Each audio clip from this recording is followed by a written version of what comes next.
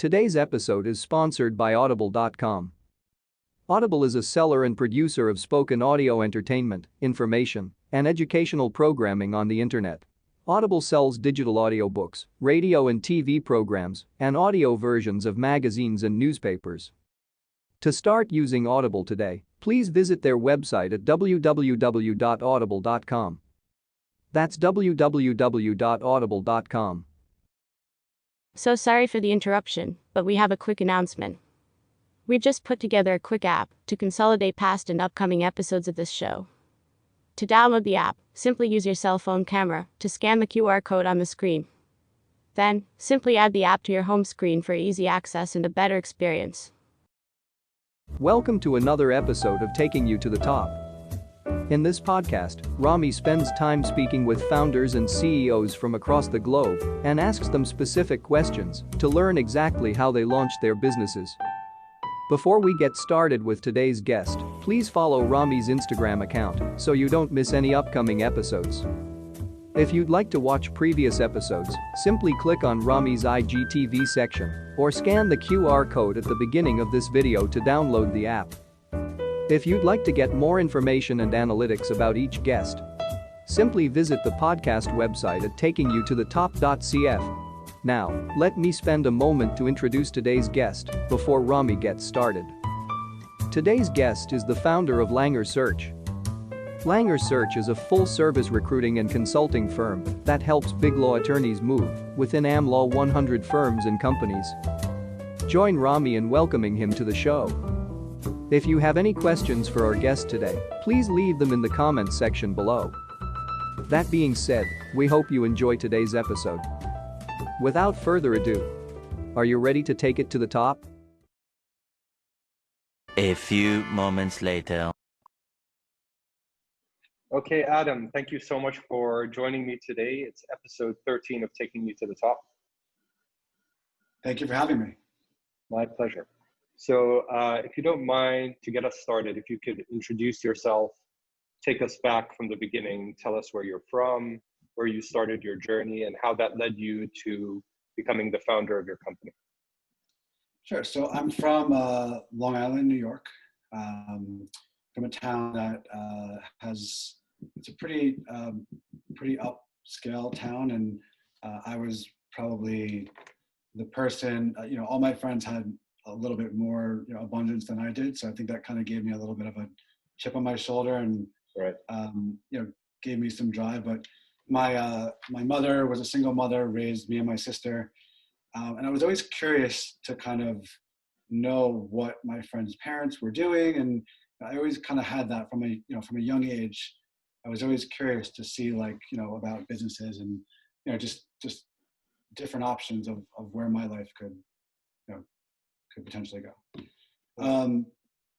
How did I get there? So I've always kind of been in sales. I've always been a 1099. I haven't really had many 9-to-5s. I've always kind of wanted to be in control of my own money or success. Sure. But yeah, I was at a point in my career where I wanted more fulfillment, more just to be more excited about what I was doing. And I came across someone that had a business who was doing what I'm doing, and for a lot longer. And it sounded exciting. I really kind of blindly just trusted the fact that I would be good at it. I thought that my skills would translate. But here I am. I worked for someone for a few years, and got got a really good education about how this business works, and I realized that I really liked it, and I was passionate about it, and my skills did translate, and here I am. That's fantastic. I guess I put in my 10,000 hours, as Malcolm Gladwell would say. Okay.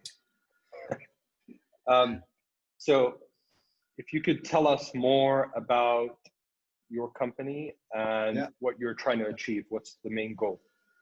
Sure. So I'm Adam Langer. I'm the founder of Langer Search. I'm a I'm a recruiter for lawyers, but I like to kind of think of it like a talent agent for lawyers. So when you think of like a sports agent, but instead of like famous athletes, I represent lawyers.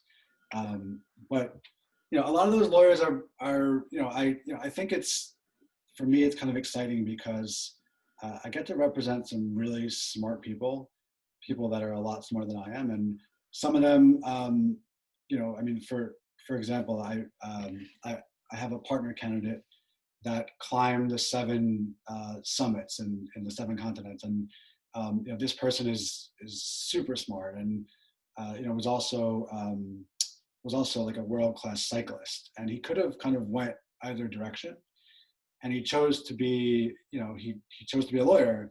But I mean, someone like that is so fascinating, and like obviously that's not like the norm of candidates that I represent, but a lot of people have a lot of lawyers have really great stories, and they're super smart. I mean, I'm representing the best of the best in this space, so it's like to get to a top 10 law school takes a lot of hard work. So I have a lot of respect for the people I work with. Sure. So what you're doing is matching the lawyer with a company. A company, or mostly law firms, actually. Okay, so a law firm. Yeah. And I think it was like a certain subset of law firms.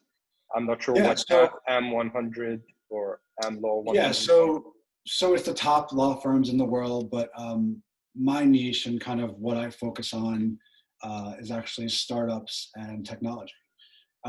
So I'm talking to lawyers that are at some of the best law firms in the world that, maybe they're representing like Fortune 100 companies, and they're doing really sophisticated work, and arguably they're getting some really good experience. And,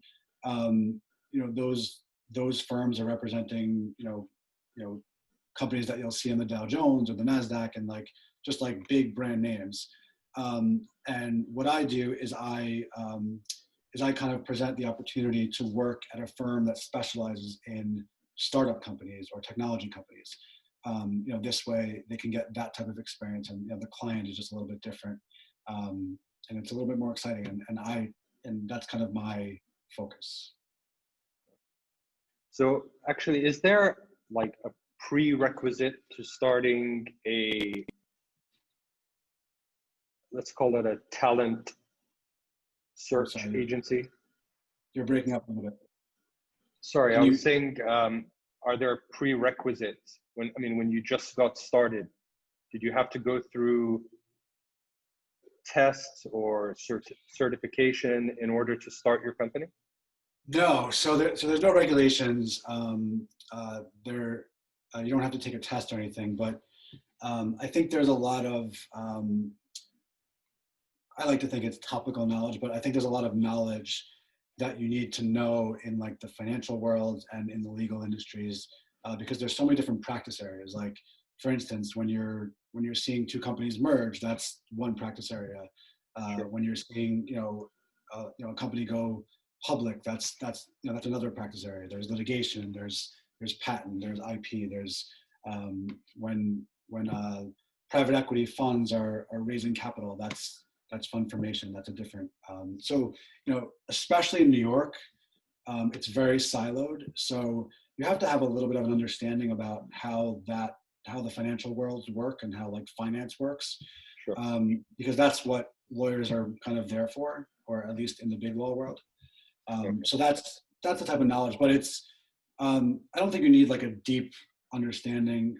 A lot of people in my industry are ex-lawyers because they have that knowledge.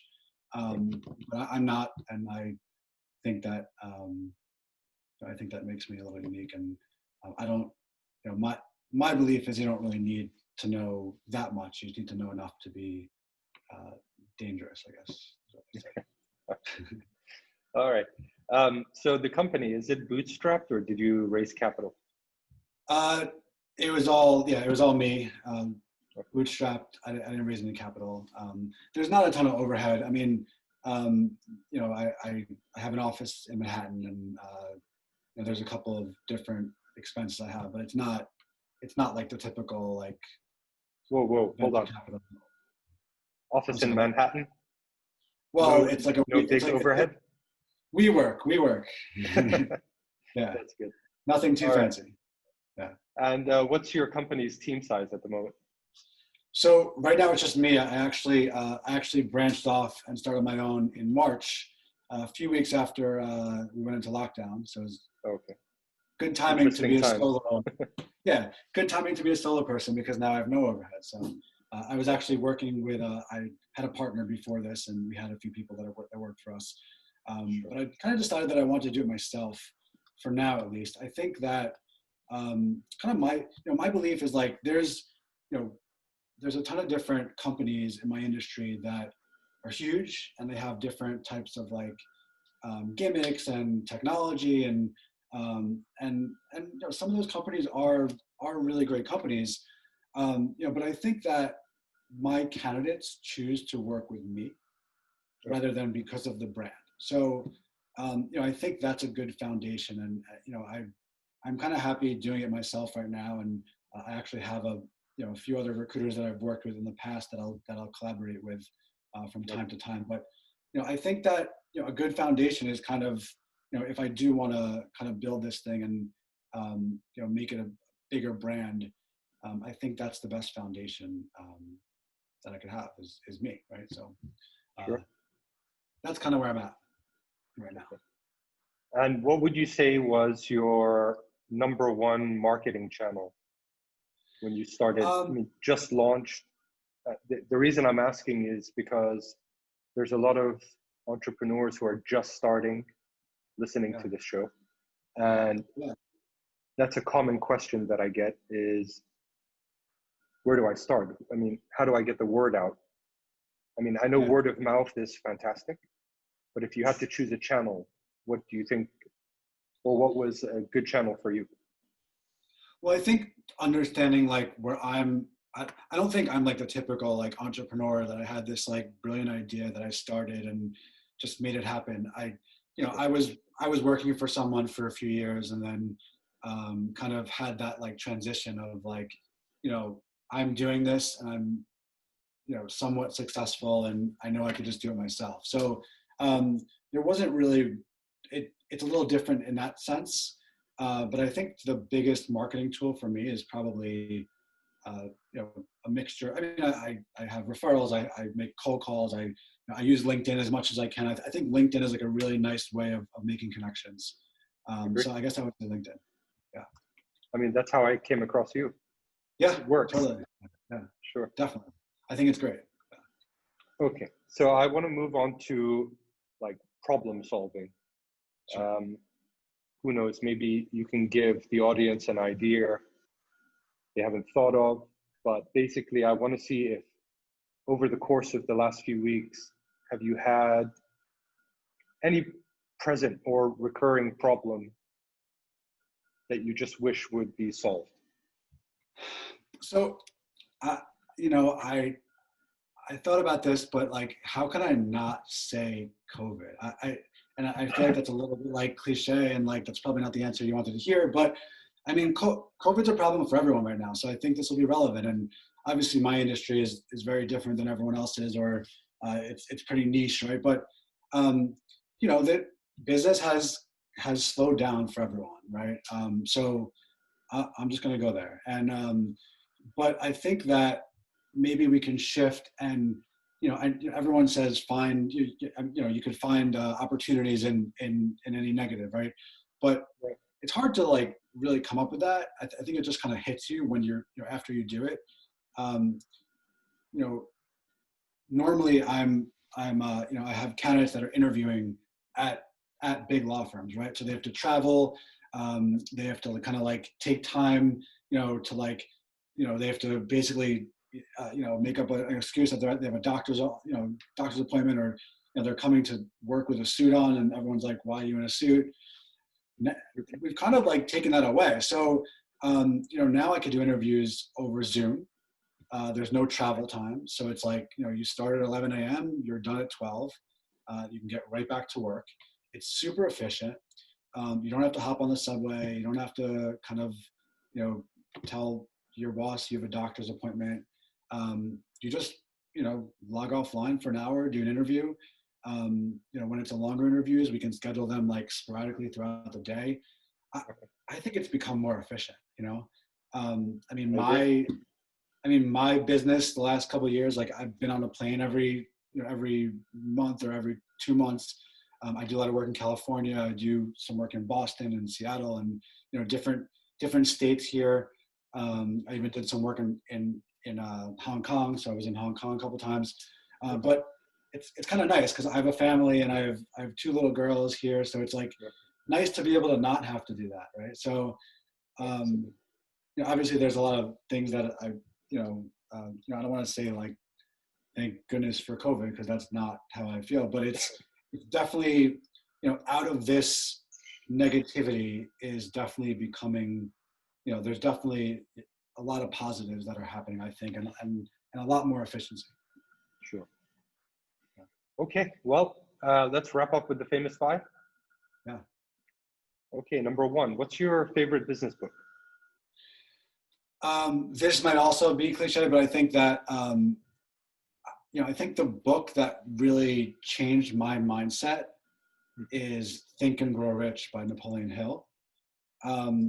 Just because it kind of like goes into like, just maybe not like manifestation, but like just kind of like having a positive mindset, thinking and like dreaming about like what you want and like what's important to you, being around good people that lift you up and all that stuff. I think that's so important. I don't know, maybe some people tell me I'm like too optimistic or too positive, but I don't know. I just like getting excited and that, I think that helps in everyday life and in all aspects. And I just think that book is a must read for anyone, not even entrepreneurs, just anyone.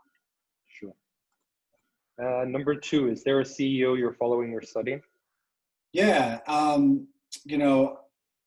was going to say Elon Musk because I just think he's awesome, but I just listened to a podcast that had Gabby Reese on it, who's this ex-professional volleyball player. She's married to arguably one of the best big wave surfers. She has like this fitness company. She has like food products. I just think she's super cool and down to earth and like really relatable. And Elon Musk is like this ultra billionaire. It's just hard to kind of, relate, but he is kind of cool. Sure. But I don't know. Gabby Reese is kind of cool. Like she's a mother of two. She's a wife. She just like has this really down to earth, real perspective, and I respect that. Fantastic. Number three, what's your favorite online tool for growing your business? Yeah, I mean, I would say LinkedIn again. I'm a recruiter, so it's like it's kind of what it is. Number four, if you could give your 20-year-old self a piece of advice, what would that be? I don't know. This also might sound repetitive, but I wish that I had maybe not just one mentor, but like mentors, or I found the value of having a mentor at an early age, because I think I'm not that old, but I'm also not that young, and I think I'm where I am because of all the experiences and failures and just stuff I've done. But I think finding a mentor and like really understanding what it takes to succeed, and maybe it's not someone that's even in your industry. Maybe it's just someone that's successful, or someone that is has a great personal or family life, and that something that you want, right? And maybe it comes from like more than one. Because not everyone's perfect, and you can kind of take different attributes from different people. But yeah, definitely finding a mentor and running with it early. Great. And the final question is, how many hours of sleep do you get every night? I mean, I have two kids, and my oldest is not even 3, and my youngest is like 6 months. So. I'm up, but I also believe in sleep. I don't get less than 8 hours. So like if I have to go to bed at 9 o'clock or 9:30 because my kids wake up at 5, like I'll just do that. It's COVID. Like I don't go out. So I mean, but I've always kind of been like that. I'm not someone who really functions well on little sleep. Without the 8 hours. Yeah, I mean, plenty of people do, and I'm always. I mean, that's great, but that's not for me. I like sleeping and being energized and excited. Fantastic. Well, Adam, thank you so much for joining me today, giving us some of your time. I know you're really busy, Thank you very much. but hopefully, in a year's time, we can catch up and Let's see do it again. where Yeah, the company's gone to. definitely. I really appreciate you reaching out, and I also appreciate your time. So thank you very much. My pleasure. Take care. Thank you. Bye-bye.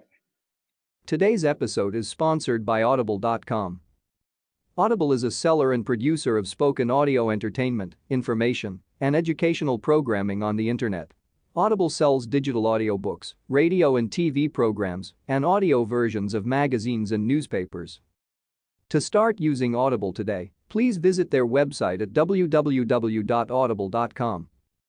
That's www.audible.com.